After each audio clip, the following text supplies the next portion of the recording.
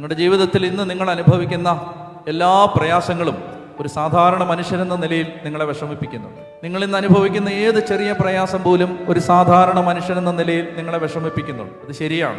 പക്ഷെ ആ വിഷമത്തെ കയ്യിലെടുത്തിട്ട് നിങ്ങൾക്കൊന്ന് പറയാൻ പറ്റുമോ, എൻ്റെ കർത്താവേ, നന്നായിട്ട് ഞാൻ വിഷമിക്കുന്നുണ്ട്, പക്ഷേ ഈ വിഷമം വഴി നീ മഹത്വപ്പെടുമെങ്കിൽ, നിന്നെ മഹത്വപ്പെടുത്തുന്നതിന് ഈ വിഷമം എനിക്ക് കാരണമാകുമെങ്കിൽ ഇത് ഞാൻ സന്തോഷത്തോടെ ഏറ്റെടുക്കാം എന്ന് പറഞ്ഞാൽ നിങ്ങളുടെ ജീവിതത്തിൻ്റെ സങ്കടത്തിന് നിങ്ങൾ ഇതുവരെ കണ്ടിട്ടില്ലാത്ത മറ്റൊരു മാനവും മറ്റൊരു തലവും കൈവരും എന്ന് ഞാൻ നിങ്ങളോട് പറയും.